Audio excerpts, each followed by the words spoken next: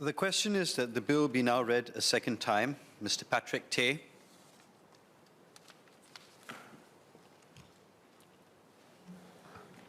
Mr. Deputy Speaker, sir, I rise in support of these amendment bills to strengthen SSG's regulatory powers, but I'm highlighting the need for robust safeguards in place to prevent abuse of power and to ensure the continued vital role of private training providers and CET centres in lifelong learning.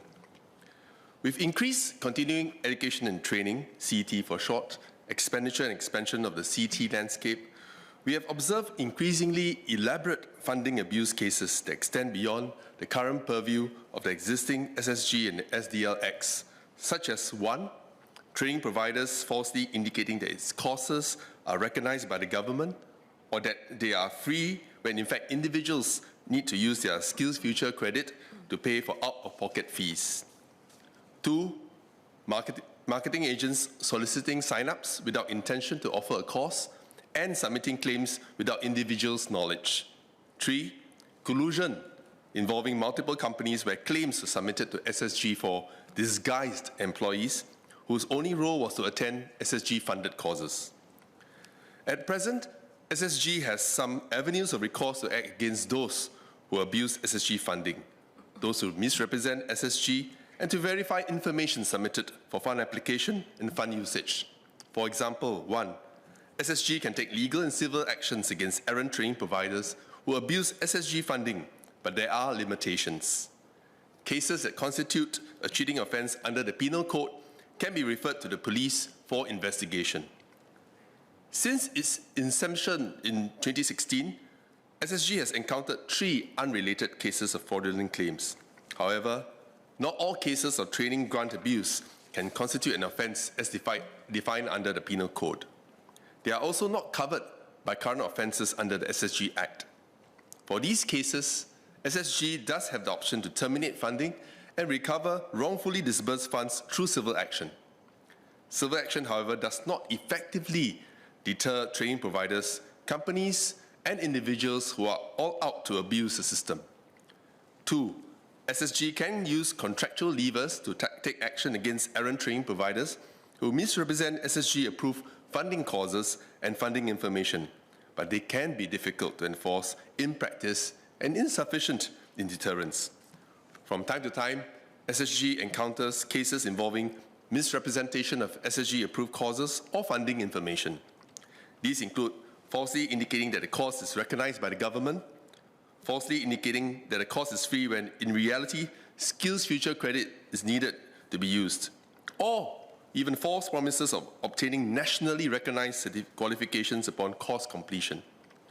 While contractual levers such as terminating funding and approved status of delinquent training providers can be used, SSG lacks the legislative levers to direct errant training providers to take remedial actions, such as refunding out-of-pocket course fees paid by trainees or repaying subsidies obtained from SSG. A concern here is that the continued misrepresentation of SSG's funding schemes could mislead the public into signing up for unsuitable causes and undermine public confidence in our lifelong learning ecosystem and how SSG is using its funds to drive the SkillsFuture movement.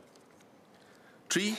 SSG officers have the powers to verify information submitted for fund application and usage, but they are intended for routine inquiries only. The current SSG Act gives SSG officers powers to verify information provided by a person who applies for SSG funding and whether the funding has been used properly. Persons who provide false or misleading information will be guilty of an offence, punishable at up to 12 months imprisonment or fine up to $10,000 or both. However, these powers are intended for routine inquiries to verify information collected and ensure funds are used properly and are not sufficient to investigate funding abuse cases, especially those that are more elaborately concealed. The proposed amendments to the SSG Act aim to target these shortfalls and shortcomings. It aims to do this by designating abusive funding arrangements and misleading in advertisements as an offence, allowing SSG to direct errant persons to make refunds and to expand SSG's scope of investigative powers.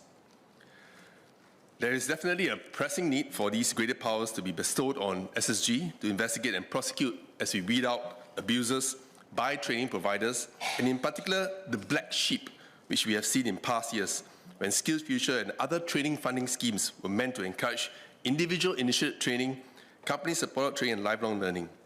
However, we do not want to dampen the important role which private training providers play in the training, transformation, and lifelong learning ecosystem.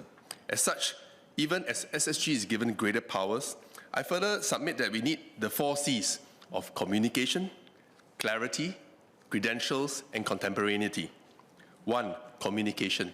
I call for the creation of additional modes and levels of communication and clarification between SSG and our training providers before direction is issued, to facilitate a cooperative relationship between training providers and SSG, relegating the issuance of directions for remedial actions only as a last resort. Additionally, there should be in place proper public and training provider communications on this new set of powers, including FAQs and detailed illustrations in a simple-to-read format. 2. Clarity. A clearer explanation and breakdown that is simple and easily accessible to training providers on what constitutes an abusive funding arrangement and misleading information should be provided. Additionally, there should be clarifications on the conditions for exercising the investigative powers that are vested in SSG inspectors. Third, credentials. I ask for further specifications of the credentials of those who will be appointed as SSG inspectors and whether they will be staff who are trained and equipped to carry out such investigative and enforcement work, or whether this role will be outsourced out of SSG. And since SSG inspectors and officers are also now exempt from personal liability as per their inclusion in Section 42, how will accountability be established in the case of abuse of powers? Fourth, contemporaneity. With these enhanced powers, how long will SSG take before they complete an investigation on average for any offence or possible offence? I ask this as training providers may be suspended and kept hanging in the air while waiting for investigations to be carried out.